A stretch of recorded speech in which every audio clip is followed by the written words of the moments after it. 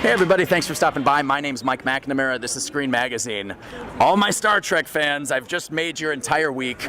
I'm out here at South by Southwest here in Austin. You run into some of the most amazing people in all the industries, film, music, interactive, all over the country. And I happened to run into this gentleman, amazing, legendary career, best known to you guys as Commander William T. Riker on Star Trek The Next Generation. He's now mostly directing, and I figured we would stop and chat about it a little bit. So Jonathan Frakes, welcome to Screen. The pleasure's mine. How are you doing? I'm good. Mike, you got my name right.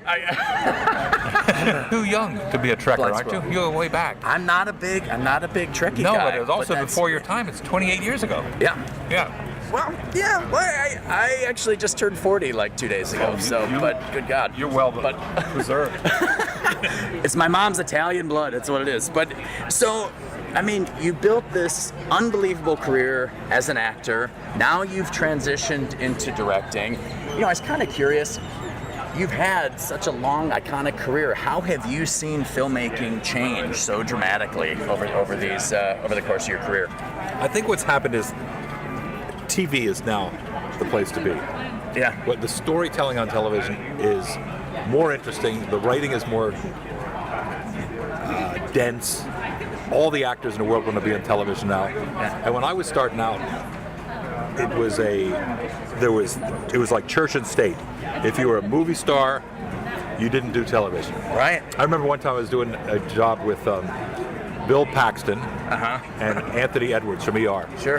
And Bill Paxton, at this point, thought he was a movie star, and he said, I don't do television. I never do television. And Anthony Edwards said, Bill, I got news for you. It all ends up on television. Which I thought was great. And now everybody wants to be in television. Yeah. The writing's great, the acting's great. The technology has gotten to the point where you can do visual effects for a fraction of the price we used to do them for.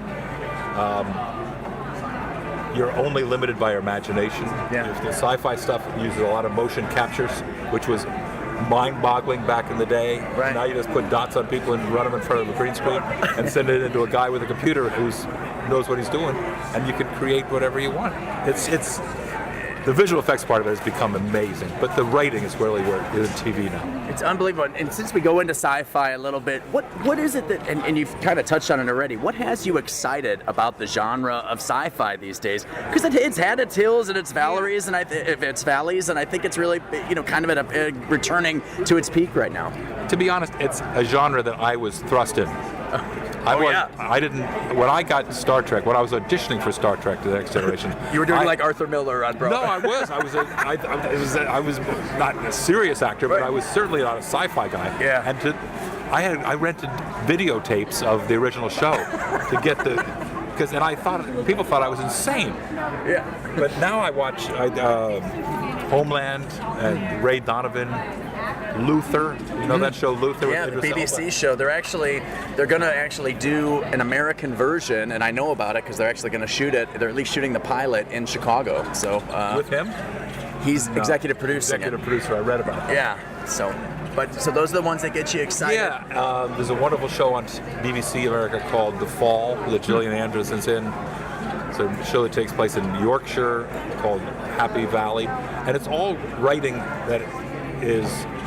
I mean, the cliche is that it's darker, but what it really is interesting and doesn't talk down to the audience, and it's character driven and somewhat dangerous. And I do a lot of shows now, family type shows. I do an ABC family show called Switched at Birth, which has a wonderful stories in it. Right. Yeah. I also do 2 shows on VH1, which is a music channel, and they just started doing scripted TV.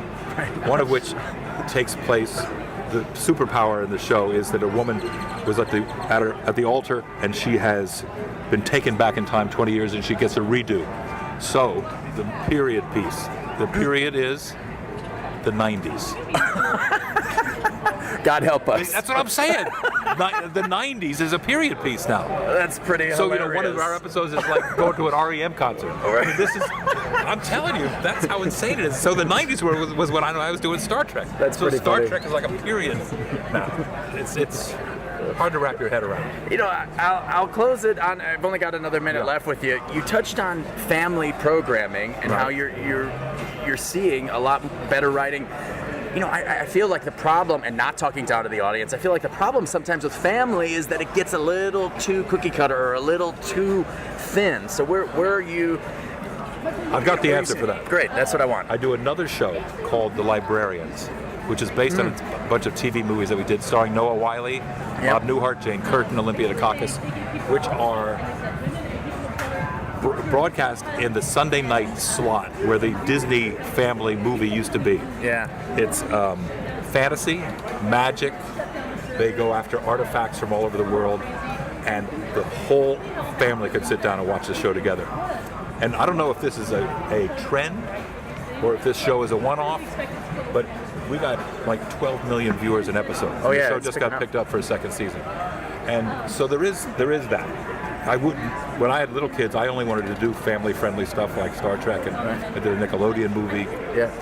But now that I'm an adult and my kids are almost adults, I'm interested in doing all of it. Yeah. But this Librarians is something that is a genre, action-adventure comedy for the whole family. Last question, just advice. What advice would you have for someone that's now way back where we were in the 90s, right. Or that's just where they are now, just trying to start their career, whether it's as a writer or a director? What you looking back? What bit of advice would you give them as they're starting that path? I think if you're an actor, you have to take every job you can possibly do, or you should find another career. Yeah, it's a horrible career.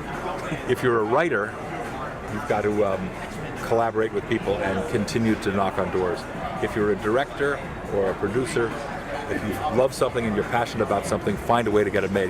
A 2-minute short, a 5-minute short. I think I'm very big on the doing instead of the learning to do. I love it. I'm a big fan of getting your hands dirty, work on a crew, learn what it is to do this magic, which is actually just like building a car. Yeah. But it's everybody wants to do it. You've got to do it, not stop talking about it. Awesome. Jonathan, thanks for stopping by Screen. My pleasure. Appreciate it. Guys, that was an amazing interview. That was Jonathan Frakes, better known to everybody as Commander William T. Riker on Star Trek The Next Generation, but some amazing insight on everything from directing, writing, TV today, TV back then. So thanks to Jonathan for stopping by. My name's Mike McNamara. Thanks for swinging by Screen today. I'll talk with you again soon.